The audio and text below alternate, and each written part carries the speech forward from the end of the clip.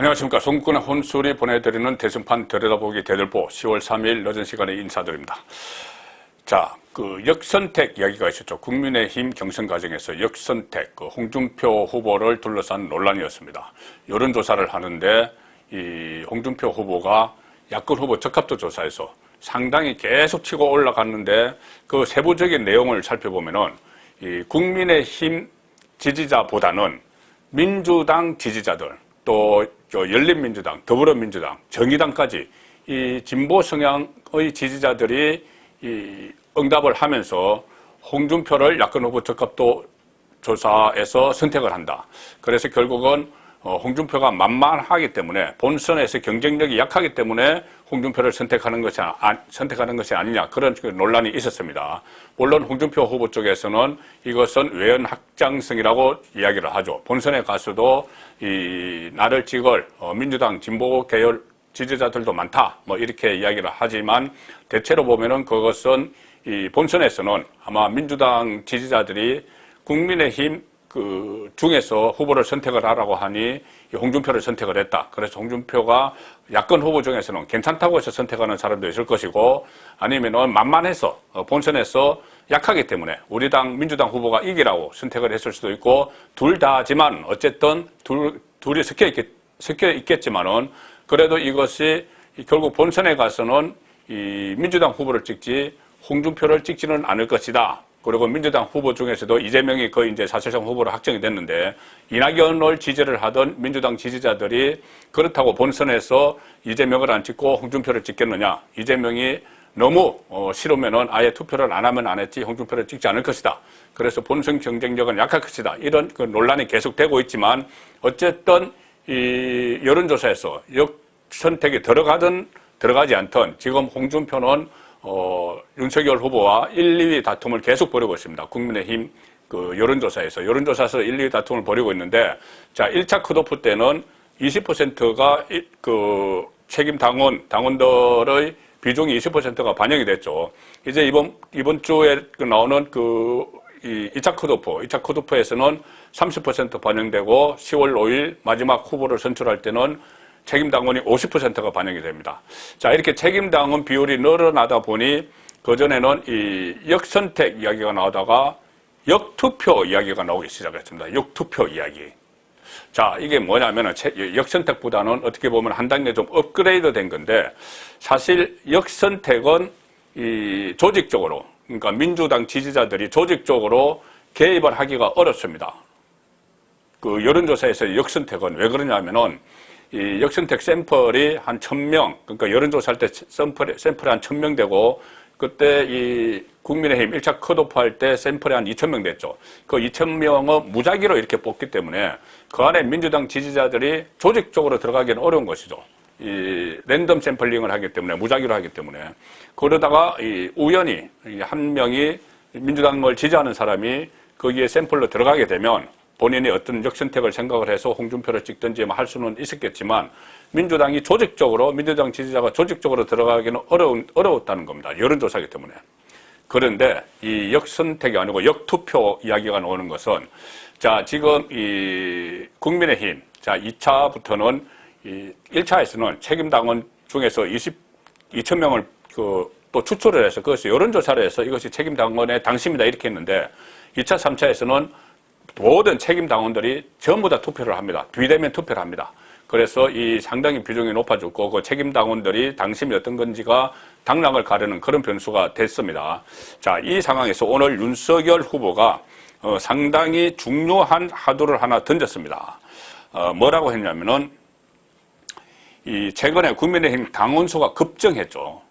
기존의 당원수가 28만 명, 그때 전당대회 때나 서울시장, 부산시장 후보 경선 때 28만 명 수준의 책임당원, 그러니까 투표권을 가지는 공직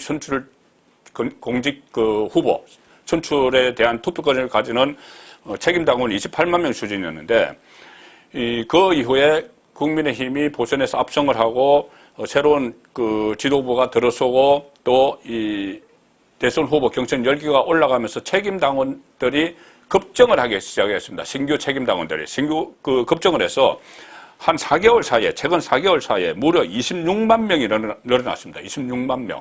26만 명이 늘어났으니 기존에 28만 명, 기존에 가지고 있던 그 책임당원 수가 4개월 만에 거의 근접하게 늘어난 것이죠. 자, 이것을 놓고 이야기를 하는 겁니다.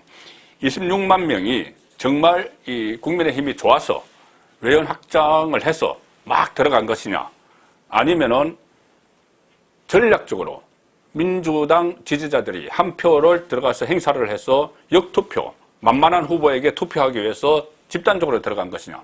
자, 이 논쟁이 새로 벌어지고 있는 겁니다. 뭐 한쪽으로 딱 꺾어서 이야기할 수는 없겠죠. 뭐 두 가지다가 섞여 있을 수도 있는데, 과연 특히 이게 역투표를 하기 위해서 들어간 사람들이 있는지. 자, 이 부분을 한번 지금 따져봐야 됩니다.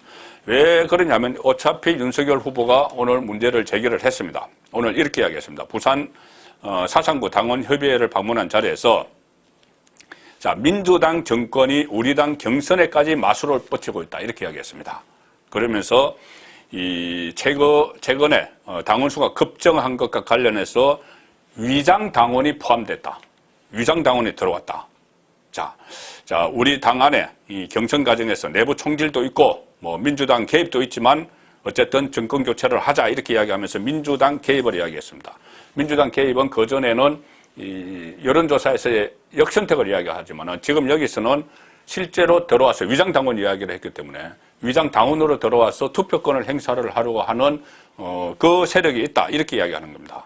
그러면서 이렇게 이야기합니다. 기자들과 만나서도 위장당원은 경선에서 국민의힘 후보 선출해서 투표권을 행사를 하지만 본선에서는 국민의힘 후보에게 투표하지 않을 그런 민주당 지지자를 말하는 것이다.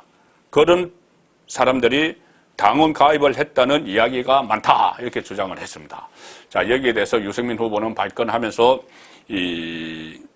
이준석이 당선된 후에 2030 당원들이 많이 들어왔다, 그리고 신규 당원도 많이 늘었다, 그분들이 다 위장 당원이냐, 증거 있으면 내놓고 아니면 당원들에게 사과하라, 이렇게 해서 또 논쟁이 붙기 시작을 했는데, 자, 왜 이런 말이 나왔을 거예요. 뜬금없이 윤석열 후보 쪽에서 그냥 단순히 당원수가 23만 명이 확 늘어났다고 위장당원이 있다, 이렇게 이야기한 것은 아니겠죠. 뭔가 나름대로 자, 이유가 있겠죠. 자, 이유가 이겁니다.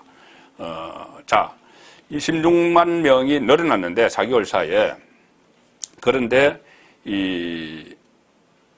늘어난 26만 명을 분석을 해보면은 일단 연령별로 보겠습니다. 연령별로 보면은 26만 명 중에서 11만 8천 명, 11만 8천 명이 20대, 30대, 40대입니다. 20, 30, 40. 이 세대는 원래 국민의힘이 취약한 층이죠. 그런데 20, 30, 40이 11만 8천 명이나 들어왔습니다. 이 11만 8천 명이라는 것은 4개월 동안, 최근 4개월 동안인데, 그 전에 4개월 동안에 들어온 그 신규 당원과 비교를 해보면은 무려 4개월 전에 비해서, 그 전에 4개월에 비해서 8배나 증가를 한 것이죠. 그 전에는 한 달에 한 10,000명 정도 이렇게 들어왔다면은 지금은 그렇죠. 4개월 전체에 비해서 2.8배나 증가해서 11만 8천 명이나 이렇게 들어왔습니다. 그리고 호남의 신규 당원, 호남에서 들어온 신규 당원을 보면은 또 10,000명이 들어와서 그 전에 4개월에 비해서 8.6배가 또 늘어났습니다. 그러니까 4개월 동안 20, 30, 40 또 호남에서 신규 당원이 한 8배씩, 그 전에 비해서 8배씩 더 많이 확 몰려오니 이것이 어떤 조직적으로 들어온 것 아니냐, 이렇게 윤석열 후보 쪽은 생각을 하는 것이죠.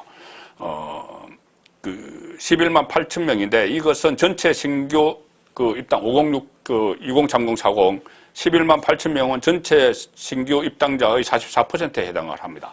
그런데 이 기간에 4개월 동안 11만 8천 명의 20대, 30대, 40대가 들어왔는데, 이 기간에 기존의 국민의힘의 지지 세대였던, 연령별 세대였던, 지지 세대였던 연령층을 보면은 50대는 6만 명 정도, 그리고 60대 이상이 원래 많이 막 들어오고 해야 되는데 8만 명 이상이 들어왔는데 비해서 이 20대, 30대, 40대가 11만 8천 명이 들어왔기 때문에, 자, 그 사람들이 정말 외연 확장에 의해서 국민의힘에 들어갔느냐, 자, 대부분은 뭐 그렇다고 볼 수 있지만 그 중에서 혹시 불순물이 섞여 있지 않느냐. 이것이 윤석열 후보의 생각이죠. 그리고 국민의힘은 아시다시피 영남 중심당이죠. 이 대구가 전체 책임당원의 30%, 대구 경북이, 그리고 부산, 울산, 경남이 20%, 이렇게 절반이 영남의 근거지를 둔 책임당원들인데, 이 최근 4개월에 또 이 늘어난 그 당원들을 보면은 이 호남에서 대거 들어왔다는 것이죠.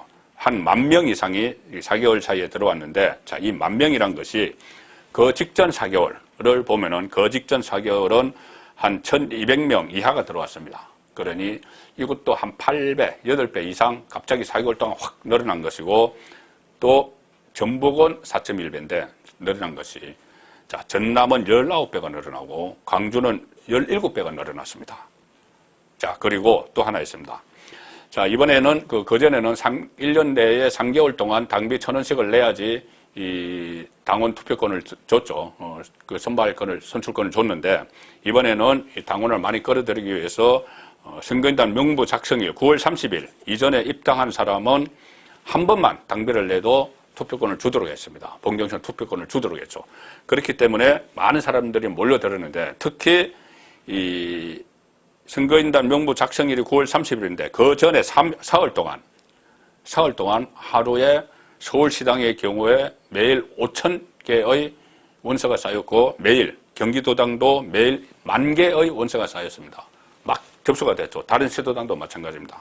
그렇기 때문에 이것이 어떤 이 조직된 힘에 의해서, 조직에 의해서 밀고 들어온 것이 아니냐. 자, 그런 그 분석이 나오고 있는 겁니다. 특히 지금 2차와 최종 3차 경선은 전 책임당원 정부가만 투표를 하기 때문에 이 누가 누구를 투표했는지 모르죠. 신규로 들어온 사람들이 이 누구에게 투표를 할지 그 부분이 지금 가장 관건이 된 겁니다. 그래서 이 역투표를 위해서 무더기로 들어왔는지, 아니면은 정말 국민의힘이 외연 확장을 한 것인지, 자, 그것은 언제 보면 되냐 하면은 대선 승부도 그렇지만은 이 11월 5일에 국민의힘 경선이 끝나고 나서, 자, 그때 책임당원들 다 투표하죠. 새로 들어온 26만 명도 다 투표합니다. 투표하고 나서 그 이후에도 26만 명, 새로 들어왔 26만 명이 투표가 다 끝났는데도, 경선이 끝났는데도 계속 한 달에 1,000원씩 내는지,